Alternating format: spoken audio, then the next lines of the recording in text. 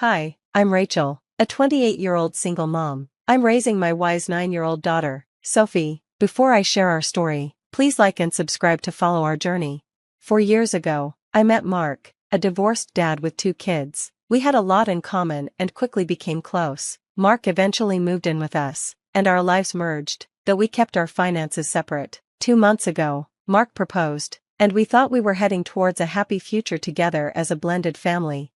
But problems came up when we talked about Sophie's upcoming birthday. I wanted to buy her a pony, something she'd always wanted. Mark thought it was unfair that Sophie would get such a big gift while his kids didn't. He argued that if Sophie got a pony, his kids should get something too. I tried to explain that I was using my own money from my grandpa, and suggested we might split the cost for his kids. Mark didn't like that idea. He felt that using my money to give Sophie a pony while his kids missed out was unfair.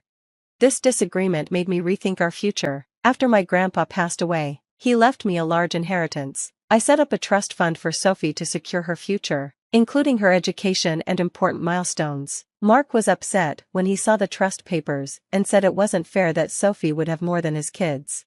One evening, Mark confronted me about the trust fund. He said that in a marriage, everything should be shared equally. I tried to explain calmly that this money was meant to ensure Sophie's security and that it was what my grandpa wanted. Mark was frustrated, saying that family means sharing everything equally. I believe family means making sure everyone is cared for in their own way. Everyone needs different things. Sophie needs this trust fund, I said, feeling the weight of my grandpa's wishes. Our argument kept going in circles, and neither of us was willing to give in. I realized this was more than just about the pony or the trust fund. It was about how we see family and fairness. When Mark stormed out of the room, the gap between us felt bigger than ever. That night, as I tucked Sophie into bed, her innocent smile reminded me why I made these choices. "Mom, is everything okay with Mark?" she asked, sensing the tension. I reassured her, "Everything's going to be fine, sweetheart." Even though I was unsure, the issues with Mark felt deeper than I had hoped. The next day, Mark found the trust fund papers and confronted me while I was cleaning up after dinner. His face showed confusion and anger. "What is this, Rachel? Why does Sophie get a trust fund, and my kids get nothing? Is this what you've been hiding?" His words hurt, but I tried to stay strong.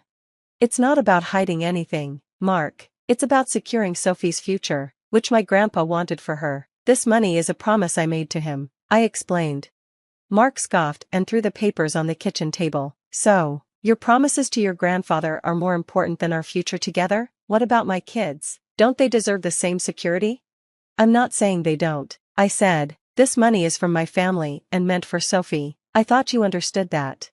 But we're supposed to become one family, Rachel. How can you say you love me but plan a future that makes my kids seem less important?" His voice was raised, filling the room with tension.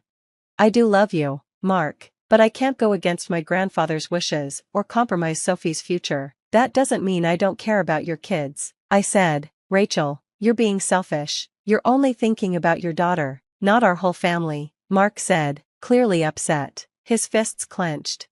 "Is it selfish to want to protect my daughter? Wouldn't you do the same for your kids if you were in my position?" I shot back, feeling my own frustration rising. Our argument touched on every sensitive topic and challenged every decision. The next few days were tense, filled with silent meals and closed doors. Our home, once full of laughter and shared dreams, now felt like a battleground. One evening, as I tried to relax on the couch and watch TV, Mark sat down next to me with a serious look. "We need to talk, Rachel. This situation is tearing us apart," he said. "I know, Mark, but what do you want me to do? Give up on my daughter's future just to make things feel fair? That's not right either," I replied. "It's not just about feeling fair, it's about being fair. Sophie will have a better start in life than my kids. How can we be a family if there's this inequality between us?" Mark said. His words made me think about fairness, family, and love. It wasn't just about money, it was about our values, dreams, and our future as a family. As I looked at Mark, seeing his genuine concern and pain, I wondered if our love was strong enough to overcome our differences. The tension between us grew each day, turning every conversation into a debate about our values and priorities. The ring on my finger, once a symbol of our future together, now felt like a reminder of our unresolved issues. One night, sitting alone in Grandpa's old study with the quiet world outside, I let myself think deeply about what was happening. Grandpa's words came back to me, Always protect your own, Rachel, no matter how hard the choices may seem. As I looked at his portrait, I knew what I had to do. The next evening, Mark came home late from work, looking tired but hopeful. I asked him to sit down in the living room, where we had talked about our dreams and plans. Mark, we need to talk seriously, I began, trying to keep my voice steady, though my hands were shaking a bit. He nodded, understanding. I know we've been having issues lately, Mark said. I've been thinking a lot about what you said about the trust and everything. I appreciate that. I've been thinking too, I said, needing to speak before I lost my courage. This conflict is really affecting us, and I can't ignore that. Taking a deep breath, I continued, we both have different views on what our family should be, especially about money and our children. I can't let go of my responsibilities to Sophie, and I shouldn't have to apologize for that. But Rachel, isn't there a way we can work this out? Maybe a compromise? Mark asked, leaning forward, looking for hope in my eyes. I don't think so, Mark. It's not just about the money, it's about how we see our roles as parents and partners. I can't be in a relationship where I have to justify my daughter's future, I said, feeling the weight of my decision with every word. There was a long, painful silence as Mark processed what I was saying. Finally, he spoke, his voice low. What are you saying, Rachel? I'm saying that maybe we shouldn't get married, I said, feeling a bitter taste as the words left my mouth. Mark stared at me, shocked, then slowly nodded. If that's what you think is best. His voice wasn't agreeing, but rather defeated. I think it's best for both of us and the kids too, I added, feeling a mix of relief and deep sadness. I reached into my pocket and took out the engagement ring and held it out to Mark. I'm sorry, I said. He took the ring, held it for a moment, then stood up. I guess I should go, he said quietly before heading to the door, glancing back once for a silent goodbye. The room felt heavy with silence as he left. After Mark left, the silence turned into a storm of gossip and opinions from friends and family. Some thought I was being harsh and agreed with Mark's view on fairness in a blended family. Others supported me, understanding that I needed to protect Sophie. I knew I had to explain my decision to those closest to us, so I hosted a small gathering at my house with friends and family. The room was filled with unasked questions. I know you've heard different sides of what happened between Mark and me, I started, my voice firm and steady. I want to make it clear that this wasn't an easy choice. It wasn't just about money, it was about our very different views on family responsibilities. Jen, a mutual friend, asked with concern, I thought you two were perfect together. Mark seemed so understanding. Are you sure there wasn't a way to work things out? I cared deeply for Mark, and in many ways, we were good together, I replied, but when it came to how we handle our roles as parents, we couldn't agree. Protecting Sophie's future was something I couldn't compromise on, not even for Mark. Jen asked, but isn't marriage about compromise? What about his kids?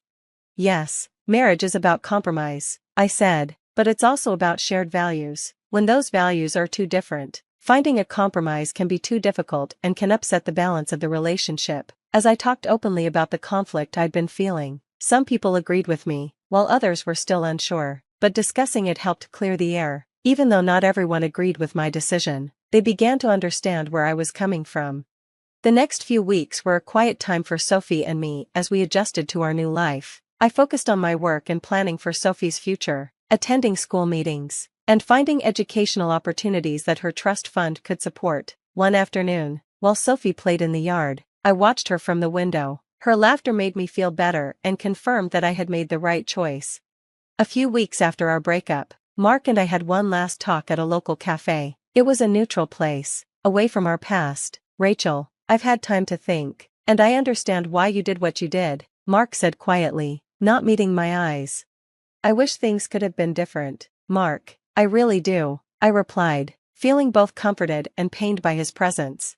Yeah, me too, but maybe this is for the best for all of us, Mark said, looking at me. In the months after our breakup, life became calmer. I focused on Sophie, her laughter and curious nature reminding me why I made the decisions I did. We spent our days exploring new books, doing educational activities, and talking about big dreams. I also started volunteering with financial education programs, sharing our story to help other single parents. During one session, a single mother told me, "Your story gives me hope that I'm making the right choices for my kids, even when it's hard." Her words made me feel even more committed to our new path. Our story didn't end with a fairy tale wedding, but it gave us a deeper understanding of the challenges in blended families. The choices we made were tough, but they were necessary, shaping a legacy of strength and wisdom for Sophie. Now, I'd like to hear from you. How would you handle a situation where family values and financial decisions clash, especially when there are children from previous relationships involved? Do you think Rachel made the right choice by prioritizing her daughter's future over blended family unity? Share your thoughts and experiences in the comments below. If you found this story compelling, please like this video and subscribe to our channel for more discussions like this. Your support helps us keep these conversations going.